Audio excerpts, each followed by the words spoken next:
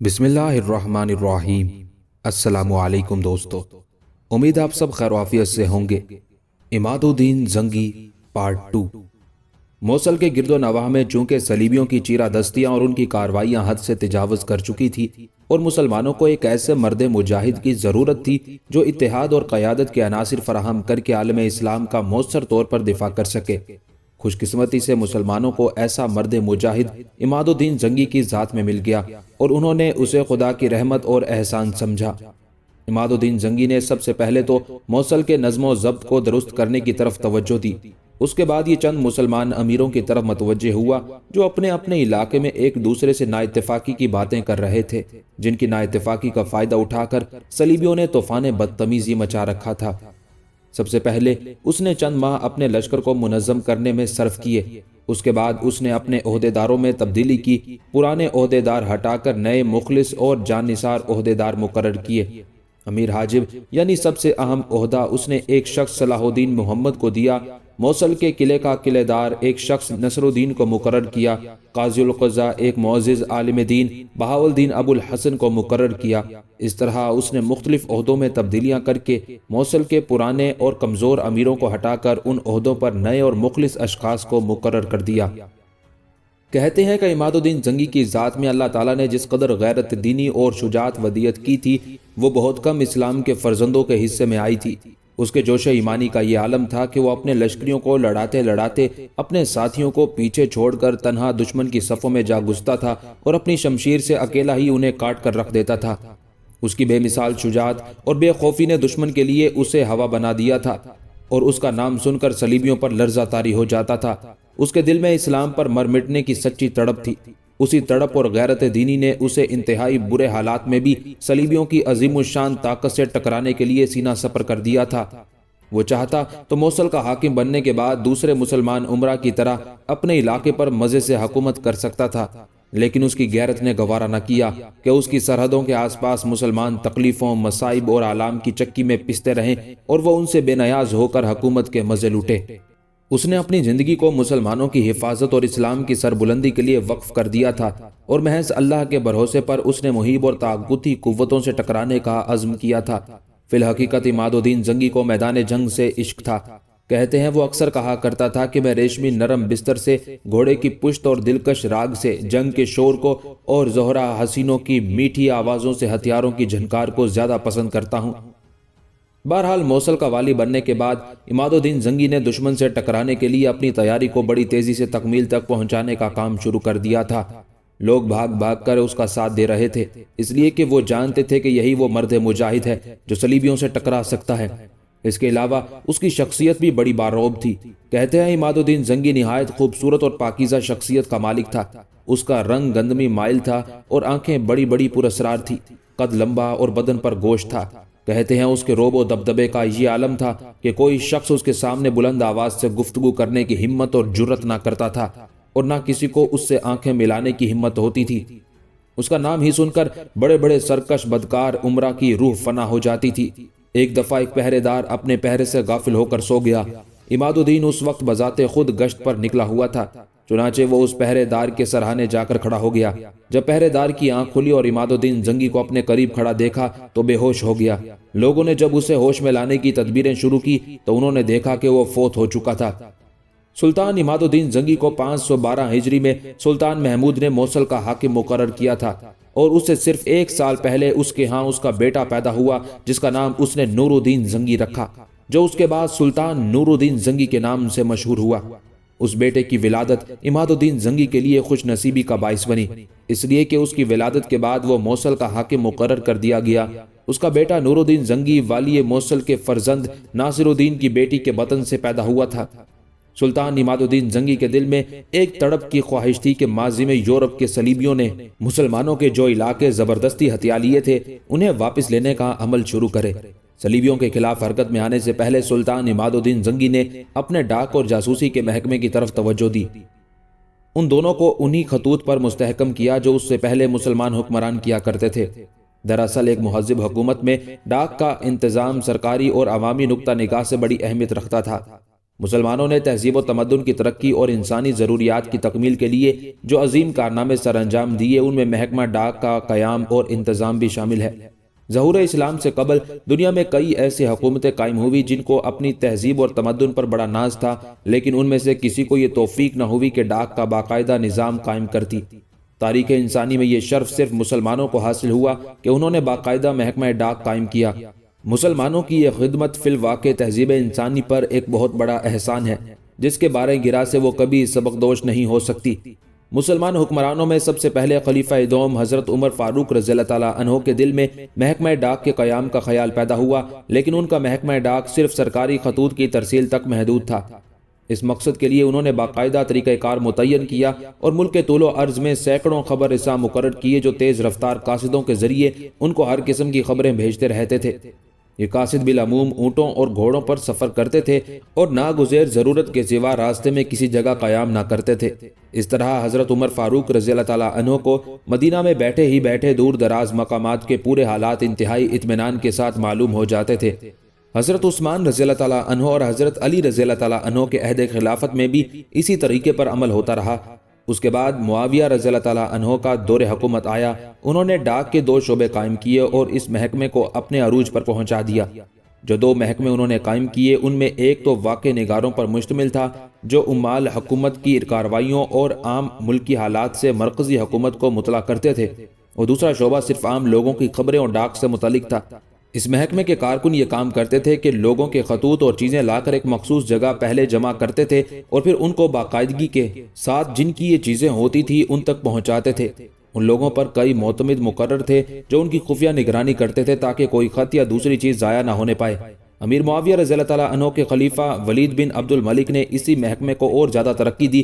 اس نے اپنی تمام مملکت میں ڈاک خانوں کا جال بچھا دیا جن میں 32 بڑے بڑے ڈاک خانے تھے۔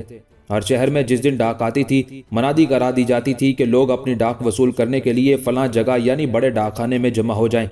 چنانچہ لوگ وقت مقررہ پر جمع ہو جاتے، خطوط اور دوسری چیزیں ان کو دے دی جاتی۔ شہروں کے علاوہ دیہات میں بھی ڈاک کا انتظام تھا اور وہاں جمعے کے جمعے نماز جمعہ کے بعد ڈاک تقسیم ہوتی تھی۔ ڈاک ایک مقام سے دوسرے مقام تک پہنچانے کے لیے ہرکارے مقرر تھے جو پیادہ یا مخصوص کھچروں، گھوڑوں اور اونٹوں پر سفر کرتے تھے۔ تمام شہروں میں ڈاک کی چوکیاں قائم تھی جن میں ہر وقت تازہ دم جانور موجود رہتے تھے۔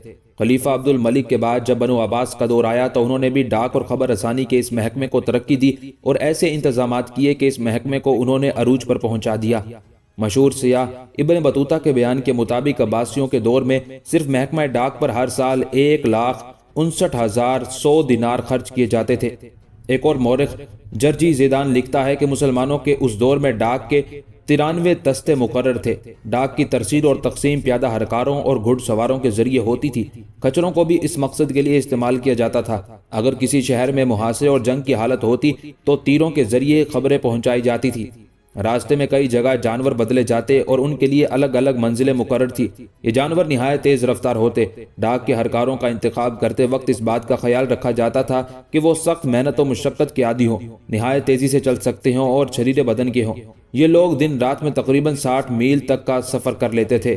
بنو عباس کے دور میں عوام کی ڈاک کے لیے تمام مرکزی مقامات مثلاً مکہ، مدینہ، کوفہ، بصرہ، حلب، موصل، دمشق، بغداد، حمص، غزنی، نیشاپور، سکندریہ اور دیگر بڑے بڑے شہروں میں بڑے بڑے ڈاک خانے قائم کر دیے گئے۔ ان کے ماتحت بے شمار چھوٹے چھوٹے ڈاک خانے کام کرتے تھے۔ سرکاری اور خفیہ ڈاک کے شعبے الگ تھے۔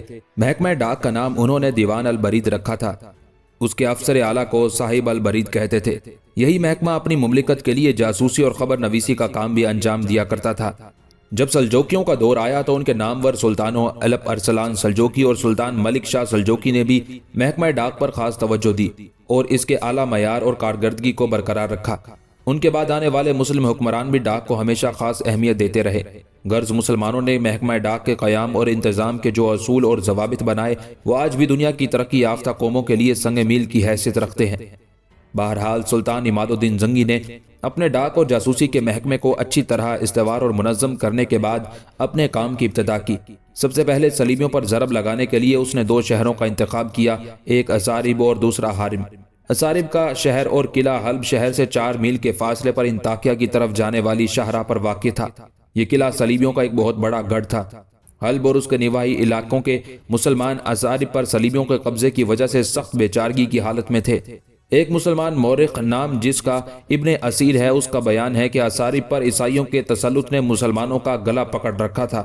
انہی وجوہ کی بنا پر جب سلطان عماد الدین نے عیسائیوں کے شہر اصارب پر حملہ کرنے کا خیال ظاہر کیا تو اس کے بعد ساتھیوں اور سالاروں نے احتیاط کے طور پر سلطان کو اپنے ارادے سے باز رکھنے کی کوشش کی، اس لیے کہ ان کا خیال تھا کہ قلعہ اصارب کی مضبوطی اور صلیبیوں کی زبردست قوت کے سامنے ان کی اپنی تعداد اور قوت بہت حقیر نظر آتی تھی۔ لیکن شیر دل عماد الدین زنگی نے ان کے مشورے کو رد کر دیا اور اصارب پر اس نے حملہ آور ہونے کا پختہ ارادہ کر لیا۔ دراصل اصارب وہ قلعہ اور شہر تھا جہاں سے صلیبی اکثر و بیشتر نکل کر مسلمانوں کے علاقوں پر حملہ آور ہوتے اور لوٹ مار بھی کرتے تھے۔ اس قلعے کے اندر فرانس کے علاوہ یورپ کے دوسرے جنگجو بھی تھے جو ہمیشہ مسلمانوں کے خلاف کارروائیاں کرتے ہوئے فخر محسوس کرتے تھے۔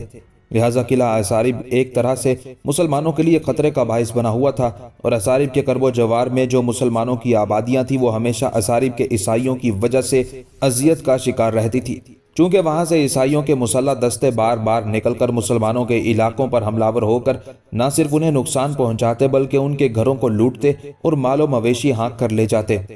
سلطان عماد الدین زنگی عیسائیوں کو ان کے انہی کرتوتوں کی وجہ سے سزا دینا چاہتا تھا، لہٰذا جب اس حوالے سے اسے بتایا گیا کہ اصارب شہر کے اندر عیسائیوں کی ایک بہت بڑی طاقت و قوت ہے اور جس لشکر کے ساتھ سلطان عماد الدین زنگی اصارب پر حملہ آور ہونے کے لیے نکلنے کا ارادہ رکھتا ہے، اس لشکر سے کئی گنا بڑا لشکر اصارب میں موجود ہے جو مسلمانوں کے لیے نقصان کا باعث بن سکتا ہے، لیکن ان سارے خطرات کو پس پش ڈالتے ہوئے سلطان عماد الدین زنگی اصارب پر حملہ آور ہونے کے اپنے ارادے کو تبدیل کرنے پر رضامند نہ ہوا۔ جس وقت عماد الدین اصارب پر حملہ آور ہونے کی تیاری کر رہا تھا، اس کی ان تیاریوں کی خبر یروشلم بھی پہنچ گئی۔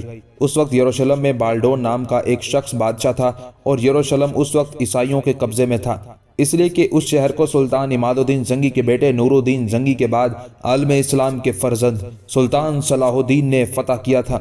بالڈون کو جب خبر ہوئی کہ مسلمانوں کا یہ نیا بننے والا حاکم عماد الدین زنگی اصارب پر حملہ آور ہونے کا ارادہ کر رہا ہے تو اس نے اپنی ایک خاص کونسل یعنی مجلس مشاورت منعقد کی، جس کا مقصد عماد الدین سے مؤثر طور پر نمٹنے کے لیے مختلف تجاویز پر غور و فکر کرنا تھا۔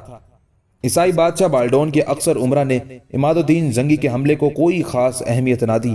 ان میں سے کچھ نے اپنے بادشاہ بالڈون کو مشورہ دیا کہ ہمیں چپ چاپ خاموشی سے یروشلم میں بیٹھا رہنا چاہیے، اس لیے کہ اصارب ہمارا ایک انتہائی مضبوط قلعہ ہے اور اس میں ایک خاصا بڑا لشکر بھی ہے، اور مسلمانوں کا حاکم عماد الدین زنگی قلعے کو فتح کرنا تو بہت دور کی بات، قلعے کی مضبوط فصیل سے ٹکرا کر خود ہی ناکام و نامراد واپس چلے جانے پر مجبور ہو جائے گا۔ لیکن بالڈون کے ایک انتہائی جہاں دیدہ عمر رسیدہ اور تجربہ کار سردار نے یروشلم کے بادشاہ بالڈون کو متنبہ کیا کہ عماد الدین وہی نوجوان ہے جسے اس سے پہلے لڑتے ہوئے عیسائیوں کے شہر تبریا کے دروازے پر اپنا نیزہ جا مارا تھا، لہٰذا اس نوجوان کو جو اب موصل کا حاکم حقیر نہیں سمجھنا چاہیے۔ اگر ہم ایسا کریں گے تو یہ ہماری طرف سے ایک بہت بڑی حماقت ہوگی۔ یروشلم کا بادشاہ بالڈون اپنے اس ضعیف اور معمر سردار کے انتباہ پر انتہائی چوکنا ہو گیا، اور اصارب کے صلیبیوں کی مدد کے لیے فوراً اس نے ایک زبردست لشکر تیار کر کے روانہ کر دیا۔ دوسری طرف عماد الدین زنگی کے مخبر بھی بڑی تیزی سے کام کر رہے تھے، اس لیے کہ اس نے اس محکمے کو بڑی ترقی دے رکھی تھی، پل پل کی خبریں اس تک پہنچ رہی تھی، دشمن کی نقل و حرکت کی ساری اطلاعات اس کے مخبر ہر وقت اسے پہنچا رہے تھے۔ عماد الدین کو جب خبر ہوئی کہ اصارب والوں کی مدد کے لیے یروشلم کے بادشاہ بالڈون نے ایک لشکر روانہ کیا ہے، تب اس نے ارادہ کیا کہ دونوں لشکروں کو وہ ملنے نہیں دے گا، یعنی یروشلم کے لشکر کے اصارب پہنچنے سے پہلے ہی وہ ان سے نمٹ لے گا۔ اس مقصد کے لیے وہ اپنے مسکن سے نکلا اور برق رفتاری کے ساتھ اس نے یروشلم کے لشکر کا رخ کیا۔ یروشلم کا لشکر جو اصارب کا رخ کیے ہوئے تھا وہ بڑے اطمینان سے اپنا سفر جاری رکھے ہوئے تھا۔ اس کے لشکری اور سالار سب ہی اپنی جگہ خوش اور مطمئن تھے، وہ یہ امید بھی نہیں کر سکتے تھے کہ عماد الدین زنگی اصارب کے علاوہ ان پر بھی ضرب لگا سکتا ہے، اس لیے کہ ان کے ذہن میں یہی بات بیٹھی ہوئی تھی کہ عماد الدین صرف موصل کا والی ہے اور ایک والی کی حیثیت سے اس کے ساتھ چھوٹا سا لشکر ہوگا، اور اس لشکر کے ساتھ اگر وہ اصارب پر حملہ آور ہوا تو اصارب کی جو مضبوط اور مستحکم فصیل ہے اس پر چڑھنا تو بہت دور کی بات، وہ اس فصیل پر حملے کرتے کرتے تھک جائے گا اور فصیل سے سر ٹکرا کر واپس چلا جائے گا۔ لیکن ایک رات ان پر قیامت ٹوٹ پڑی، اس لیے کہ اچانک اپنے لشکر کے ساتھ ایک رات عماد الدین زنگی نمودار ہوا اور اپنی پوری طاقت اور قوت کے ساتھ اس نے یروشلم کے لشکر پر حملہ کر دیا تھا۔ یورپ کے لشکری بدک اٹھے تھے، اس لیے کہ وہ امید بھی نہیں کر سکتے تھے کہ ان کے خلاف عماد الدین اتنا بڑا قدم اٹھا سکتا ہے۔ اس قدر طاقت اور قوت کے ساتھ ان پر حملہ آور ہو سکتا ہے۔ وہ اسے معمولی والی سمجھ رہے تھے، لیکن عماد الدین اپنی پوری جنگی تیاری کر کے خم ٹھوک کے ان کے سامنے آیا تھا۔ رات کی گہری تاریکی میں صلیبی اور مسلمانوں کے درمیان ایک خون ریز جنگ ہوئی۔ رات کے وقت یروشلم کے لشکر نے اپنی طرف سے پوری کوشش کی کہ کسی نہ کسی طرح عماد الدین کو شکست دے کر بھاگ جانے پر مجبور کر دیں، لیکن انہیں بڑی مایوسی ہوئی، چونکہ عماد الدین اور اس کے لشکری شاہینوں کی طرح ان پر جھپٹ رہے تھے، اور پھر میدان جنگ میں وہ جدھر کا بھی رخ کرتے اپنے پیچھے صلیبیوں کی لاشوں کے انبار لگاتے چلے جاتے تھے۔ اصارب کے نواح میں یہ ایک خون ریز جنگ تھی، جس کا نتیجہ میں عماد الدین زنگی کے ہاتھوں صلیبی لشکر کو شکست فاش ہوئی۔ اس لڑائی میں صلیبیوں کے بڑے بڑے نامور سالار اور عمرہ جو اس جنگ کو مقدس سمجھ کر حصہ لینے کے لیے آئے تھے مارے گئے، اور کچھ جو زندہ بچے وہ مسلمانوں کے ہاتھوں قیدی بنا لیے گئے۔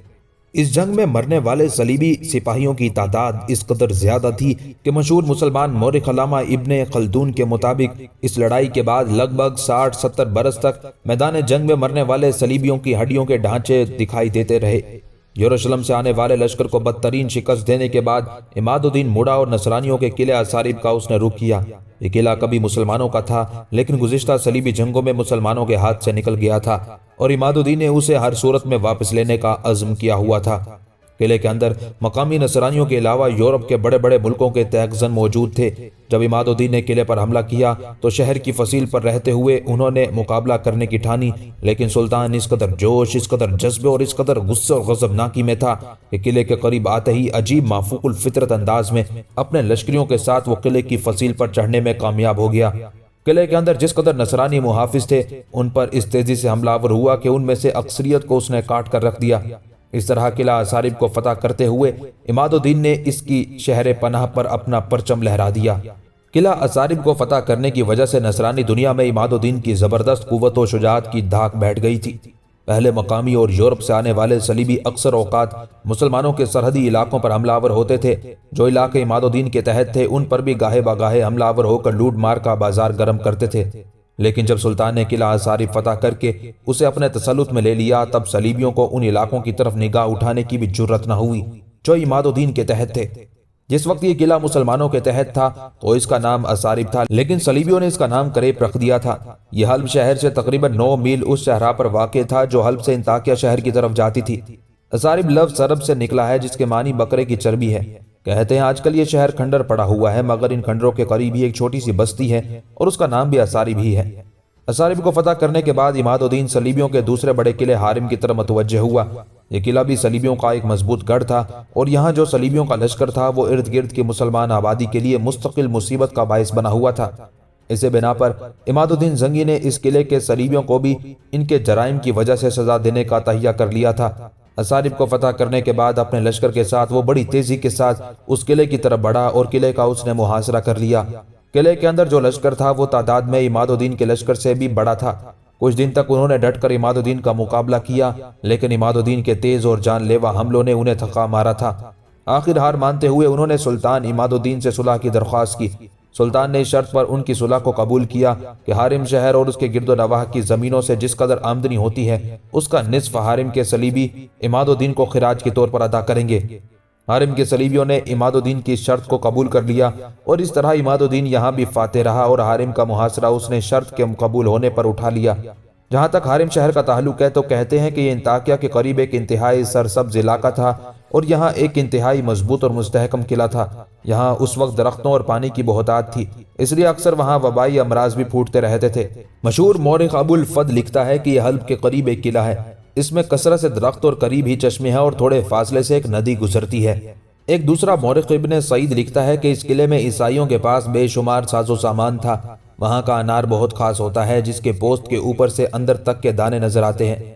اصارب اور حارم دونوں قلعوں پر ضرب لگانے کے بعد عماد الدین زنگی کا ارادہ تھا کہ اب وہ ان دوسرے شہروں پر حملہ آور ہوگا جن پر صلیبی قابض ہو چکے ہیں، اور انہیں واپس لینے کی کوشش کرے گا، اس لیے کہ اصارب اور حارم کی اس فتح نے اس کے حوصلے اور ولولے بلند کر کے رکھ دیے تھے، اور اس کے لشکریوں نے بھی یہ جان لیا تھا کہ صلیبیوں کو شکست دے کر بھگانا زیادہ مشکل کام نہیں ہے۔ لیکن مسلمانوں کی بدقسمتی شاید ابھی ان کا پیچھا نہ چھوڑ رہی تھی کہ عین انہی دنوں جب عماد الدین زنگی نے صلیبیوں پر قاری ضرب لگانے کا اعلان کیا تھا، مختلف سلجوقی حکمرانوں کے باہمی جھگڑے اور مسلمان عمرہ کی نا اتفاقی نے زور پکڑ لیا۔ عماد الدین کے علاقوں کا محل وقوع کچھ اس قسم کا تھا کہ وہ مسلمانوں کے ان خانگی تنازعات میں حصہ لینے پر مجبور ہو گیا تھا۔ اس کی ابتدا کچھ یوں ہوئی کہ جب تک عالم اسلام کا عظیم الشان سلطان ملک شاہ سلجوقی زندہ رہا، نہ کسی منگول کو مسلمانوں کے علاقوں کی طرف دیکھنے کی جرت ہوئی، نہ کسی یورپی صلیبی نے آنکھ اٹھا کر مسلمانوں کے علاقوں کی طرف دیکھنے کی جسارت کی۔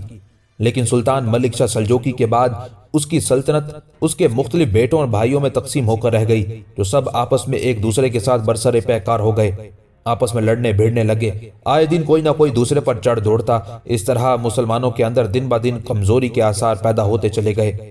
انہی دنوں سلطان ملک شاہ سلجوقی کے بیٹے برقیاروق نے کچھ قوت پکڑی اور اس نے ایران اور عراق کے اندر مسلمانوں کی طاقت اور قوت کو مضبوط اور مستحکم کرنے کی کوشش کی، لیکن افسوس کہ اسی کوشش میں وہ فوت ہو گیا۔ سلطان برقیاروق کی وفات کے بعد اس کا بیٹا ملک شاہ سلطان بنا اور اس کے بعد برقیاروق کا بھائی محمد ایران عراق کا سلطان بنا۔ جب محمد سلطان بنا تو اس کے دور میں اس کا چچا اور برقیاروق کا بھائی جس کا نام سنجر تھا، خراسان اور ماورا النہر کا حکمران تھا۔ جب سلطان محمد نے وفات پائی تو اس کے بھائی سنجر کو اس کی وفات پر بے حد صدمہ ہوا اور اپنے بھائی کے سوگ میں کئی روز تک اس نے بازار اور شہر بند رکھے۔ اسی دوران یہ افواہ اڑی کہ سلطان محمد کے بعد اس کا بیٹا محمود مسند حکومت پر جلوہ افروز ہوا ہے، اور یہ خبر مرنے والے سلطان محمد کے بھائی سنجر کے لیے واقعی افسوسناک تھی، اس لیے کہ حقیقی معنوں میں سلطان بننے کا حق اس کا تھا۔ سنجر نے جب یہ خبر سنی تو وہ بے حد برہم ہوا، لہٰذا اپنے لشکر کے ساتھ وہ حرکت میں آیا اور عراق کا اس نے قصد کیا جو اس کے بھتیجے سلطان محمود کے قبضے میں آیا تھا۔ دوسری طرف سلطان محمود کو جب خبر ہوئی کہ اس کا چچا سنجر اپنے لشکر کے ساتھ عراق کی طرف پیش قدمی کر رہا ہے تو اس نے اپنے کچھ عمرہ کو تحائف دے کر اپنے چچا سنجر کے پاس روانہ کیا اور کہلا بھیجا کہ آپ واپس خراسان اور ماورا النہر کی طرف چلے جائیں، اور اس کے معاوضے میں وہ سنجر کو 2 لاکھ سالانہ کی رقم ادا کیا کرے گا۔ سنجر نے اسے قبول نہ کیا اور رے شہر کی طرف بڑھا۔ جو سفیر سلطان محمود نے سنجر کی طرف بھجوائے تھے انہیں سنجر نے جواب دیا، محمود ابھی صاحب زادہ ہے، اس پر اس کا وزیر اور امیر حاجب حکومت کر رہے ہیں اور مجھے یہ ہرگز گوارا نہیں ہے۔ سلطان محمود کو جب خبر ہوئی کہ اس کی پیشکش کو سنجر نے مسترد کر دیا ہے اور اپنے لشکر کے ساتھ وہ آگے بڑھ رہا ہے، تب اس نے بھی اپنے لشکر کے ساتھ کوچ کیا۔ وہ سلطان سنجر سے پہلے رے شہر پہنچ گیا اور اپنے لشکر کے ایک حصے کو اس نے آگے روانہ کیا تاکہ سنجر کی راہ روکی جا سکے۔ سلطان محمود نے اپنے جس لشکر کو سنجر کی راہ روکنے کے لیے مقرر کیا تھا اس کا سالار اس نے اپنے ایک سالار علی بن عمر کو مقرر کیا۔ دوسری طرف اس کا مقابلہ کرنے کے لیے سنجر کی طرف سے بھی اس کا مقدمۃ الجیش آگے بڑھا اور اس کا سالار اس کا ایک سردار انظر تھا۔ دونوں مقدمۃ الجیش آمنے سامنے آئے تو علی بن عمر نے انظر کو کچھ اس انداز میں ڈرایا دھمکایا اور اسے خوفزدہ کیا کہ وہ جنگ کیے بغیر جرجان کی طرف لوٹ گیا جہاں باقی ماندہ لشکر کے ساتھ سنجر نے پڑاؤ کیا ہوا تھا۔ سنجر کو جب ان حالات کا علم ہوا تو اس نے اپنے لشکر کے ساتھ رے کی طرف کوچ کیا۔ سنجر کے پاس اس وقت 20,000 کا ایک لشکر تھا اور بہترین سامان جنگ کے علاوہ اس کے پاس اس کے لشکر میں 18 جنگی ہاتھی بھی شامل تھے۔ ساوک کے مقام پر دونوں لشکر ایک دوسرے کے سامنے آئے۔ اس طرح سنجر اور محمود دونوں چچا بھتیجا کے درمیان خوفناک لڑائی کی ابتدا ہو گئی تھی۔ یہ ایک ہولناک مقابلہ تھا۔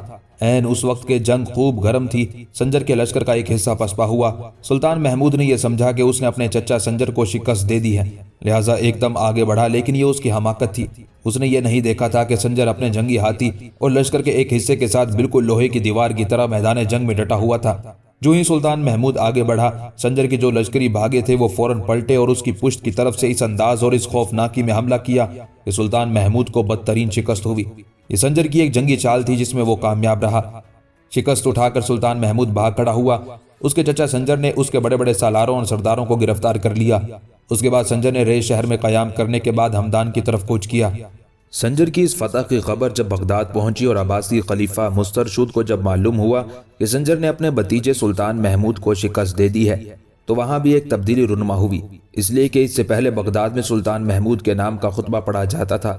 جب سلطان محمود کو سلطان سنجر نے شکست دی تو بغداد میں خلیفہ مسترشد کے حکم سے محمود کے نام کا خطبہ موقوف کر دیا گیا اور سلطان سنجر کے نام کا پڑھا جانے لگا۔ دوسری طرف سلطان محمود نے اپنے چچا سنجر کے ہاتھوں شکست اٹھانے کے بعد اصفہان جا کر دم لیا۔ اس کے ساتھ اس کے سالار اور وزیر بھی تھے۔ رفتہ رفتہ محمود کے ادھر ادھر بھاگے ہوئے لشکری بھی اس کے پاس آ کر جمع ہوئے اور کچھ نئے لشکری بھی اس نے جمع کیے اور ایک بار پھر اس نے قوت پکڑی اور فیصلہ کیا کہ اپنے چچا سنجر کا مقابلہ کرے گا۔ سلطان محمود خود تو سنجر کا مقابلہ کرنے کے لیے تیار تھا، لیکن اس کے سالار جنگ سے جی چورا رہے تھے۔ انہوں نے سلطان سنجر کو پیغام بھیجا کہ اگر وہ خراسان کی جانب لوٹ جائے تو پھر اس کے اور سلطان محمود کے درمیان مصالحت کی راہ نکل سکتی ہے، لیکن سلطان سنجر نے اس شرط کو منظور نہ کیا۔ رے شہر تسخیر کرنے کے بعد سلطان سنجر اپنے لشکر کے ساتھ ہمدان کی طرف تھوڑا ہی فاصلہ طے کرنے پایا تھا کہ اس موقع پر سلطان محمود کو کچھ سرکردہ اور جہاندیدہ لوگوں نے سمجھایا کہ اگر ایک بار پھر وہ اپنے چچا سے ٹکرایا اور اسے شکست ہوئی تو پھر اسے پناہ لینے کے لیے کہیں جگہ نہیں ملے گی۔ ان حالات کو دیکھتے ہوئے سلطان محمود نے کچھ سوچا، پھر اس نے قاصد اپنے چچا سلطان سنجر کی طرف روانہ کیے اور اسے کہلا بھیجا کہ اگر آپ مجھے اپنا ولی عہد بنا لیں تو میں آپ کے ساتھ مصالحت کرنے کے لیے تیار ہوں۔ سلطان سنجر نے اس شرط کو منظور کر لیا۔ اس کے بعد سلطان محمود اپنے چچا سنجر کو ملنے اس کی خدمت میں حاضر ہوا۔ سلطان محمود کی اس مشروط مصالحت کی پیشکش کو شاید سلطان سنجر قبول نہ کرتا، اس لیے کہ اسے یقین تھا کہ وہ ہر محاذ پر سلطان محمود کو شکست دے کر سارے علاقوں کا سلطان بن جائے گا، لیکن اس کی ماں اور سلطان ملک شاہ کی دادی بیچ میں پڑی اور اس نے دونوں کو صلح کر لینے کی تاکید کی۔ اس طرح سلطان محمود سلطان سنجر کی خدمت میں حاضر ہوا اور اسے تحائف پیش کیے۔ سنجر نے بھی اسے ان گنت تحائف دیے۔ ساتھ ہی سنجر نے اپنے تیز رفتار قاصد بغداد میں خلیفہ مسترشد کی طرف روانہ کیے اور اس سے یہ گزارش کی کہ بغداد میں اس کے نام کے ساتھ سلطان محمود کے نام کا بھی خطبہ پڑھا جائے۔ اس طرح دونوں چچا بھتیجا میں صلح ہو گئی۔ سلطان سنجر نے محمود کے جو علاقے فتح کیے تھے وہ واپس کر دیے اور جن علاقوں پر وہ حکومت کرتا تھا اس کی حکومت حسب سابق ان علاقوں پر برقرار رکھی۔ اس طرح سلطان سنجر اور سلطان محمود کے درمیان صلح تو ہو گئی، لیکن اسی دوران کچھ اور جھگڑے اٹھ کھڑے ہوئے۔ وہ یہ کہ سلطان محمود کے دو اور بھائی تھے، ایک کا نام ملک مسعود اور دوسرے کا نام قورو تھا، اور یہ دونوں مختلف علاقوں کے والی تھے۔ حالات بظاہر بڑے پرسکون تھے، لیکن اس دوران ایک شر پسند شخص اٹھا، اس کا نام دبیس بن صدقہ تھا۔ سلطان محمود کا بھائی مسعود آذربائیجان اور موصل کے علاقوں کا والی تھا۔ وہ بالکل خاموش اور پرسکون تھا، لیکن اسے دبیس بن صدقہ نے بھڑکایا۔ یہ ہلا شہر کا والی تھا اور انتہا درجے کا شرارتی اور بدباطن شخص تھا۔ اسے سلطان سنجر اور سلطان محمود کے آپس میں صلح کر لینے کا بھی بہت دکھ اور صدمہ ہوا تھا، اس لیے کہ وہ چاہتا تھا کہ ہر وقت کوئی نہ کوئی حکمران آپس میں ایک دوسرے سے ٹکراتا رہے اور یہ ان کے ٹکرانے سے فائدہ حاصل کرتا رہے۔ لہٰذا اس نے کچھ اور غیر ذمہ دار لوگوں کے ساتھ مل کر مسعود کو اپنے بھائی سلطان محمود کے خلاف بھڑکایا اور اسے ترغیب دی کہ محمود کی بجائے اسے سلطان ہونا چاہیے اور بغداد میں اس کے نام کا خطبہ سلطان سنجر کے نام کے ساتھ پڑھا جانا چاہیے۔ جن دنوں یہ سازش تیار ہوئی تھی ان دنوں سلطان محمود کا لشکر سنجر کے حملہ آور ہونے کی وجہ سے منتشر تھا، لہٰذا اس صورتحال سے دبیس بن صدقہ نے مسعود کے ساتھ مل کر فائدہ اٹھایا اور ایک لشکر تیار کر کے سلطان محمود کے علاقوں پر لشکر کشی کر دی۔ سلطان محمود کو اپنے بھائی مسعود کی اس کارروائی سے بڑا دکھ اور صدمہ ہوا، لہٰذا فی الفور اس نے ایک لشکر ترتیب دیا اور استر آباد کے مقام پر اپنے بھائی مسعود کو آن روکا۔ یہاں دونوں بھائیوں کے درمیان خوفناک جنگ ہوئی۔ اس جنگ میں سلطان محمود فاتح رہا اور مسعود کو بدترین شکست اٹھانا پڑی۔ نتیجتاً وہ بھاگا اور اس کے لشکر کے ایک بڑے گروہ کو گرفتار کر لیا گیا۔ مسعود نے شکست کھانے کے بعد ایک پہاڑی پر جا کر پناہ لی جو میدان جنگ سے 18 کوس کے فاصلے پر تھی۔ ساتھ ہی اسے اپنی غلطی کا احساس ہوا کہ اسے اپنے بھائی سلطان محمود کے خلاف لشکر کشی نہیں کرنا چاہیے تھی، لہٰذا اس نے اپنے بھائی سلطان محمود کے پاس پیغام بھیجا اور امان کا طالب ہوا۔ اسی دوران ناعاقبت اندیش دوسرے آدمی بھی کام کر رہے تھے، اس لیے کہ جس وقت سلطان محمود کے ہاتھوں مسعود کو شکست ہوئی تھی، شرانگیز دبیس لشکر کے ایک حصے کو لے کر ہیلا کی طرف بھاگ گیا تھا۔ اس موقع پر جبکہ مسعود اپنے بھائی سلطان محمود کے پاس جانے کے لیے تیار تھا، دبیس کے کچھ شرارتی لوگوں نے مشورہ دیا کہ سلطان محمود کے پاس جانے کی بجائے دبیس کا رخ کرنا چاہیے، چونکہ دبیس ایک خاصا بڑا لشکر جمع کر چکا ہے اور اس کے ساتھ مل کر پھر سلطان محمود سے ٹکرانا چاہیے، اس بار فتح ہماری ہوگی۔ مسعود شاید اس کے لیے تیار ہو جاتا، لیکن اس کے کچھ خیر خواہوں اور جان نثاروں نے اسے سمجھایا کہ یہ شرارتی لوگ دونوں بھائیوں کو آپس میں لڑانا چاہتے ہیں، لہٰذا آپ اپنے بھائی کے خلاف جنگ کی طرح نہ ڈالیں۔ مسعود نے ان کے اس مشورے کو قبول کیا اور سیدھا اپنے بھائی کی خدمت میں جا حاضر ہوا۔ سلطان محمود نے بڑی فراخ دلی سے کام لیا، اس کا بہترین استقبال کیا، اسے گلے لگایا، اس کی پیشانی چومی اور اسے اس کے علاقوں پر بحال کر دیا۔ دبیس کی چونکہ شرارت کامیاب نہ ہوئی تھی، لہٰذا اسے بڑا افسوس تھا، اور مزید یہ کہ سلطان محمود اور دبیس کے درمیان جو جنگ ہوئی تھی اس میں دبیس کا باپ بھی مارا گیا تھا، لہٰذا اس نے چاروں طرف قتل و غارت گری شروع کر دی تھی، شہر کے شہر ویران کرنا شروع کر دیے تھے۔ اس پر عباسی خلیفہ مسترشد نے اسے ایسا کرنے سے منع کیا، لیکن دبیس نے خلیفہ کے حکم کی طرف کوئی توجہ نہ کی۔ تب عباسی خلیفہ نے سلطان محمود کو دبیس کے حالات لکھے، جس کے جواب میں سلطان محمود نے دبیس کو بری حرکات سے باز آنے کی تاکید کی۔ دبیس اس پر بھی باز نہ آیا، بلکہ ایک لشکر آراستہ کر کے اس بہانے سے بغداد پر دھاوا بول دیا کہ وہ اپنے باپ کے خون کا بدلہ لینا چاہتا ہے۔ اس نے بغداد کے سامنے پہنچ کر خیمے نصب کرا دیے اور خلیفہ کو دھمکیاں دینا شروع کر دی۔ اسی دوران سلطان محمود بھی ایک لشکر لے کر بغداد کی طرف بڑھا، وہ دبیس کو اس کی بری حرکت کا سبق سکھانا چاہتا تھا۔ دبیس کو جب خبر ہوئی تو فوراً بغداد سے پیچھے ہٹ گیا، اپنی بیوی اور کچھ دوسرے لوگوں کو تحائف دے کر سلطان محمود کی خدمت میں روانہ کیا اور صلح کی درخواست کی۔ وہ جانتا تھا کہ اگر سلطان محمود سے وہ ٹکرایا تو اسے بدترین شکست ہوگی اور اس کی خیر نہیں ہوگی۔ دراصل دبیس ایک شرارتی انسان تھا، اپنا برا وقت گزارنا چاہتا تھا اور اس کے بعد پھر شرارتوں پر اترنا چاہتا تھا۔ سلطان محمود کو اس کے ان اصل حالات کی خبر نہ تھی، لہٰذا اس نے فراخ دلی سے کام لیتے ہوئے دبیس کو معاف کر دیا۔ دبیس کے معافی نامے کی خبر جب عباسی خلیفہ کو ہوئی تو اس نے اسے سخت ناپسند کیا۔ خلیفہ نے سلطان محمود کو لکھ بھیجا کہ دبیس سے کسی طرح مصالحت نہ کی جائے، اس لیے کہ وہ اپنے باپ کا بدلہ لینے بغداد آیا تھا اور ایسی حرکت وہ پھر کر سکتا ہے۔ مناسب یہ ہے کہ اس کی سرخوبی کی جائے اور اسے اس کے گناہ اور غلطی کی پاداش میں منطقی انجام تک پہنچایا جائے۔ خلیفہ کا پیغام ملنے کے بعد سلطان محمود نے ایک لشکر دبیس کی سرخوبی کے لیے روانہ کیا۔ اس وقت دبیس کے پاس ایک بہت بڑا لشکر موجود تھا۔ آخر دونوں لشکروں میں گھمسان کی جنگ ہوئی، جس کے نتیجے میں جو لشکر سلطان محمود نے بھجوایا تھا اسے شکست ہوئی، جبکہ دبیس کامیاب رہا۔ اس فتح نے دبیس کے حوصلوں اور ولولوں کو اور زیادہ تقویت دی، لہٰذا اس نے ایک خط دے کر اپنے قاصد خلیفہ بغداد کی طرف روانہ کیے اور خلیفہ بغداد کے نام اس نے لکھا: میں خلیفہ کا اسی طرح ماتحت مطیع اور فرما بردار ہوں جیسا اس سے پہلے تھا۔ اگر اس فرما برداری میں کچھ بھی انحراف اور سرکشی کا مادہ ہوتا تو جس طرح میں چند دن پہلے ایک لشکر کے سامنے کامیاب رہا ہوں اور اسے شکست دے کر فتح حاصل کر لی تو اس فتح کے بعد میں بغداد کا رخ کر سکتا تھا، لیکن میں نے ایسا نہیں کیا۔ اس نے خلیفہ سے یہ بھی کہا کہ اگر خلیفہ اپنے وزیر جلال الدین کو برخاست کر دے تو وہ خلیفہ کا مطیع اور فرما بردار رہے گا۔ خلیفہ بغداد اس وقت بے بس اور مجبور تھا۔ دبیس ایک لشکر کو شکست دے کر طاقت اور قوت حاصل کر چکا تھا، لہٰذا خلیفہ بغداد نے دبیس کی شرط منظور کر لی۔ اس طرح دبیس اور زیادہ بغاوت اور ہٹ دھرمی پر اتر آیا۔ سلطان محمود کو جب خبر ہوئی کہ دبیس نے خلیفہ بغداد کے ساتھ بدتمیزی کا مظاہرہ کیا ہے تو اس نے فی الفور دبیس کے بھائی منصور کو گرفتار کر لیا۔ پہلے اسے پکڑ کر زندان میں ڈالا، پھر اس کی آنکھوں میں گرم سلائیاں پھیر کر اسے اندھا کر دیا۔ دبیس کو جب اپنے بھائی کی اس حالت کا علم ہوا تو اس نے اعلانیہ علم بغاوت بلند کر دیا اور چاروں طرف پہلے کی طرح اس نے اپنے لشکر کے ساتھ حملہ آور ہوتے ہوئے شہروں، قصبوں اور بستیوں میں تباہی اور بربادی کا کھیل کھیلتے ہوئے حشر برپا کر دیا۔ ہر سمت امن و عافیت کا نام باقی نہ رہا۔ جن دنوں یہ واقعہ رونما ہو رہا تھا ان دنوں عماد الدین برسقی کے ساتھ کام کر رہا تھا، لہٰذا جب دبیس نے اعلانیہ بغاوت کر دی اور اس نے وسط اور ارد گرد کے علاقوں میں تباہی اور بربادی کا کھیل کھیلا، تب سلطان محمود نے برسقی اور عماد الدین زنگی کو اس سے نمٹنے کے لیے مقرر کیا۔ عماد الدین چونکہ کسی علاقے کا نہ سلطان تھا نہ حکمران بلکہ تھوڑے سے علاقے کا والی تھا، لہٰذا وہ ان الجھنوں سے دامن نہیں بچا سکتا تھا۔ وہ بھی دوسرے حکمرانوں کی طرح ان خانہ جنگیوں میں الجھ کر رہ گیا۔ اس دوران دبیس سے ایک اور حماقت ہوئی۔ اس نے خلیفہ بغداد کو سلطان محمود کے ہاتھوں اپنے بھائی منصور کی آنکھوں میں گرم سلائیاں پھیرے جانے اور اس کے انتقام میں بغداد کو لوٹنے کی دھمکی دی۔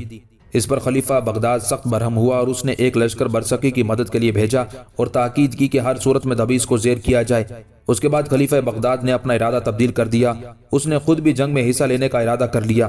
ایک اور لشکر اس نے تیار کیا اور اس لشکر کے ساتھ وہ خود بغداد سے نکلا۔ کہتے ہیں اس وقت خلیفہ بغداد کے سر پر سیاہ امامہ، بدن پر سیاہ قبا، دوش پر چادر اور ہاتھ میں چھڑی، کمر پر پٹکا بندھا ہوا تھا۔